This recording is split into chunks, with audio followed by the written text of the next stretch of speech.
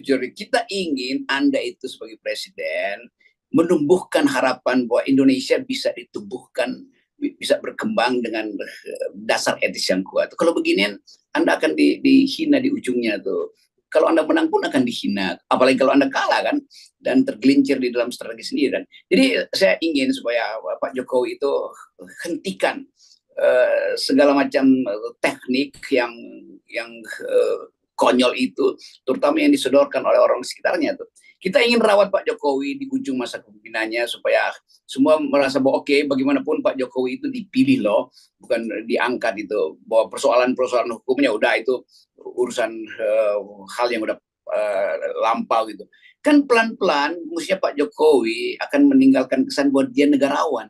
Tapi kalau dia perpanjang 3 periode, dia adalah politisi busuk. Jadi jangan orang salah bahwa kita mendorong justru pemilu bersih. Nah, contoh pemilu bersih adalah relawan Anies tuh. Konsekuensinya, ya orang akhirnya pilih Anies. Itu bukan karena saya yang dorong atau FRN, tapi karena relawannya betul-betul bagus. Dalam perbandingan dengan Ganjar atau yang lain. Ya, dan ini kan sebenarnya kalau kita cermati gitu ya, bukan semata persoalan Aniesnya, ini ketemu gitu, ada kepentingan, butuh kepemimpinan yang baru, jenuh dengan gaya kepemimpinan Jokowi, dan kemudian ketika mereka mencari alternatif dan yang muncul itu Anies, kan begitu ya kira-kira Bung Rocky? Betul, itu sebetulnya cuma itu rumusnya. Ya. Kan orang pilih siapa ya Prabowo, iya, tapi Pak Prabowo itu mengatakan akan meneruskan Pak Jokowi itu. Ya udah, itu hak Pak Prabowo di situ tuh. Ya. Apa saya menentang Prabowo? Enggak, saya juga dorong Prabowo untuk masuk dalam duel kompetisi fair itu. Siapa lagi mau Caimin, mau siapa? Tetapi yang saya ingin dorong atau FNN ingin dorong adalah gerbong dari entah Prabowo, entah Caimin, entah AHY, siapapun, Ganjar, apalagi Anies, itu gerbongnya itu mesti gerbong masyarakat sipil. Ya. Dan itu yang hanya bisa dilakukan dengan yang disebut relawan ini nih. Jadi relawan ini betul-betul mesti kita aktifkan tuh dalam politik tuh, supaya politik itu nggak sekedar dibagi habis ke dalam partai politik. Lain kalau partai politik kita lihat udah bertumbuh etikanya, itu nggak ada yang bertumbuh. Karena itu saya pro relawan, saya anti partai sebetulnya tuh. Tapi oke, partai itu diperlukan untuk tiket 20%. Jadi akalin aja partainya 20% kan. Walaupun di ujung tetap kita anggap nggak benar itu kalau siapapun yang pinjam tiket 20%, itu artinya dia nggak berani frontal dong, termasuk Anies. Kalau nggak 0% itu artinya percuma. Di ujung kita akan bilang, Anies lu juga curang tuh, karena memanfaatkan 20% yang ingin kita hapuskan karena dia menghalangi demokrasi itu. Jadi Anies juga mesti tahu itu tuh, bahwa kita nggak ada urusan dengan elektabilitas, kita urusannya dengan etikabilitas dan intelektualitas itu. Ya. Nah, jadi artinya kalau toh kemudian kemarin kan kita tahu juga satu paket yang di HIPMI itu, satu mereka minta perpanjangan masa jabatan Pak Jokowi, sementara Pak Jokowi menyambutnya dengan persoalan bahaya politik identitas, bahaya SARA dan sebagainya. Dan saya lihat kelihatannya ini udah nggak mempan ya, formula rumus lama untuk menghadang Anies atau kekuatan Islam lagi dengan isu itu tadi. Dan orang lain saya kira kan sudah sadar juga, kita tahu misalnya banyak sekali petinggi PSI yang juga kemudian menyeberang ke Anies. Itu kan artinya sebenarnya indikator ya sudah selesai itu persoalan politik identitas itu. Ya, itu ajaib juga masih disuruh-suruh kan. Kalau kita bongkar logikanya, oke, tidak boleh politik identitas. Yang dimaksud siapa? Pasti Anies tuh. Anies kenapa? Muslim, berarti nggak boleh orang Islam berpolitik. Gitu. Artinya orang Islam juga nggak boleh jadi presiden. Kan itu kan ngaco. Jadi yang boleh siapa tuh? Kristen, Hindu, Buddha, itu justru yang memancing pertengkaran politik identitas. Jadi jangan selundupkan kepentingan politik di dalam terminologi yang justru berbahaya gitu kan. Ya mayoritas mau diapain itu kan. Jadi seolah-olah nggak boleh ada orang yang beragama gitu. Kalau bilang tidak boleh berpolitik identitas kan artinya jangan pakai agama. Kalau begitu jangan ada agama. Karena agama itu built in di dalam cara orang membayangkan masa depan. Jadi goblok, bukan goblok, bodoh lagi. Dungunya wacana istana itu di situ. Kalau berbalik ke hancurlah negeri ini kan. Jadi semakin orang takut pada Anies, mestinya cari cara dong, lawan aja dia dengan konsep kan.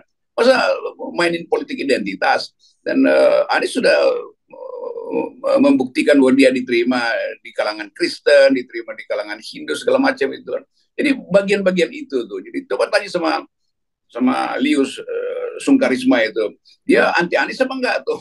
Dia agamanya apa? Jadi tanya pada pendeta siapa yang kemarin ketemu Anies itu. Jadi usaha istana itu akan sia-sia tuh. Mari kita bersaing tanpa menyeret-nyeret soal agama. Tuh biarkanlah Anies tumbuh sebagai orang yang dielulukan relawan dengan idenya. Nah, yang kita uji idenya apa? Bagaimana misalnya Anies menyelesaikan masalah politik identitas nanti? Apa terutama yang orang ingin tahu proyek Anies di minggu pertama dia kalau ditanya IKN bagaimana nih? Oh nanti kita pertimbangan enggak, lu kasih tahu sekarang nih lu mau terusin apa enggak itu bukan main siksa begitu kan. Itu hal-hal itu yang akan ditagih oleh publik karena tetap orang ingin perubahan. Perubahan artinya perbedaan dengan yang ada sekarang gitu. Ya. Jadi kita pun menginginkan sikap Anies di Jakarta dulu ketika Pilkada 2017 kan dia jelas tegas menyatakan reklamasi akan dihentikan. Itu mestinya proposalnya sama seperti itu kan ya. Iya, reklamasi akan dihentikan. Oke, itu sikap saya sebagai gubernur. Sebagai presiden, calon presiden, IKN akan saya hentikan. Juga begitu kan? Kenapa takut mengatakan itu? Kalau dia nggak ucapkan, artinya dia masih akan teruskan. Lalu orang bertanya, berarti uang rakyat yang sengaja, yang capek-capek kita kumpulkan akan dipajaki oleh Anies untuk nerusin IKN. Berarti IKN itu adalah mainan oligarki. Berarti Anies proyek oligarki. Kan sama. Jadi di ujungnya juga orang akan tagih etikabilitas pada akhirnya. Kendati Anies sudah dapat elektabilitas 90%, kalau etikabilitasnya 0, itu artinya dia nggak layak untuk memimpin sebuah perubahan itu. Ya, nah jadi tapi gini, Bung Rocky, kan kemarin kita bahas juga, bagaimana kalau kemungkinan sengaja karena kelihatannya dia tidak terbendung, kemudian sengaja didorong dia untuk menggelembung Anies Baswedan dan ini kemudian dijadikan dasar, begitu ya, kelompok-kelompok yang berseberangan dengan Anies untuk menjadikan ya sudah kalau gitu karena kalau kita lawan Anies kalah, perpanjang Pak Jokowi lagi dengan begitu sama-sama kita nggak loss, nggak total loss lah gitu, sama-sama menang gitu. Itu artinya orang berpolitik hanya untuk balas dendam dan menjegal orang lain. Dari segi etik saja itu udah buruk. Dan kita akan kampanye, oke, musuh-musuhnya Anies itu, atau jangan musuh, lawan-lawannya Anies itu norak, kampungan, gitu. Udah mau finish, tiba-tiba garis finishnya dipindahin, makin jauh kan. Jadi sebetulnya begitu, mereka tunggu di tikungan itu. Jadi 3 tahun, itu kan curang tuh. Nah kecurangan itu nggak ingin lagi dilihat oleh pemilih milenial terutama tuh.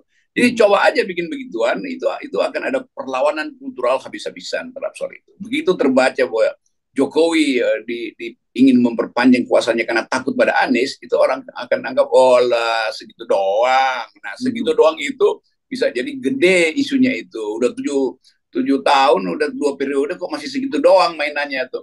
Nah itu akan membangkitkan mama, pasti akan makin radikal tuh. Masyarakat sipil pada akhirnya akan menganggap, oh kalau begitu memang dari awal Pak Jokowi nggak ngerti demokrasi atau ingin menghalangi demokrasi. Kenapa? Karena demokrasi itu artinya mempercepat sirkulasi elit. Tiga periode itu memperpanjang dan memperlama sirkulasi itu. Jadi daftar tunggunya makin panjang. Nah itu bodohnya di situ. Karena luar negeri juga pasti akan hantam Pak Jokowi itu. Akibatnya ya Pak Jokowi semakin kehilangan reputasi itu. Padahal dia mau lengser ke Prabowo. Jadi Pak Jokowi hati-hati dengan teori itu dan terutama lingkungan Anda itu Pak Jokowi itu busuk otaknya tuh. Oke, tapi jangan dianggap kita mau disebutin itu kalau itu terjadi karena itu kita halangi dari sekarang nih supaya tidak busuk gitu ya. Oke, tetapi jangan dibilang kita bercanda, sedang bercanda loh. Waktu itu siapa juga yang membayangkan bahwa pilpres ini akan ditunda sampai tahun 2024. Dan orang kemudian waktu itu dinyatakan ini salah satunya juga proyek untuk menghalangi Anies. Dan buktinya sekarang mulai terbukti bagaimana Pak Jokowi kemudian menugaskan orang yang masih tetap di dalam lingkungan istana menjadi pejabat gubernur DKI Jakarta dan kerjaannya menggergaji, mulai ada tanda-tanda menggergaji berbagai program-program Anies. Ya itu yang saya bilang politik busuk kan begitu kan. Jadi Pak Jokowi ini saya ngomong secara jujur, kita ingin Anda itu sebagai presiden menumbuhkan harapan bahwa Indonesia bisa ditumbuhkan, bisa berkembang dengan dasar etis yang kuat. Kalau beginian Anda akan dihina di ujungnya tuh.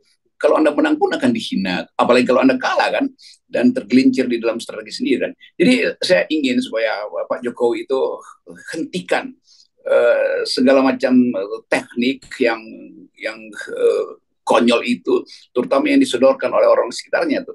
Kita ingin rawat Pak Jokowi di ujung masa kepemimpinannya supaya semua merasa bahwa oke, bagaimanapun Pak Jokowi itu dipilih loh, bukan diangkat itu. Bahwa persoalan-persoalan hukumnya udah itu urusan hal yang udah lampau gitu. Kan pelan-pelan mestinya Pak Jokowi akan meninggalkan kesan bahwa dia negarawan.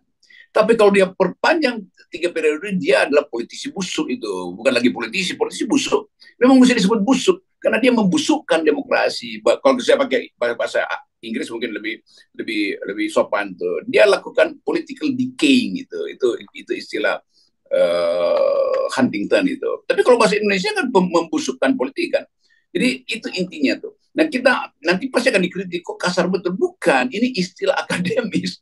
Bahwa political decaying itu, decay artinya kan membusuk itu. Itu disebabkan oleh ambisi, oleh arogansi itu. Siapa yang punya ambisi arogansi? Ya istana. Siapa istana? Ya Pak Jokowi pasti. Tapi Pak Jokowi mungkin bilang, ya itu berseliweran di depan saya tuh proposal kok. Ya tolak aja kan. Dan itu sebetulnya, dan orang semacam Gibran juga mesti beritahu pada ayahnya tuh bahwa di sekitar dia itu para manipulator itu akan terus menggosok beliau itu. Jadi sebaiknya Pak Jokowi bikinkan pidato bahwa saya mau di ujung masa jabatan ini saya ingin mengutuhkan Indonesia, saya ingin melihat bahwa ada sukses yang betul-betul dasarnya adalah kepentingan bangsa bukan kepentingan satu kelompok tuh. Nanti saya buatin naskahnya tuh Pak Jokowi. Keren.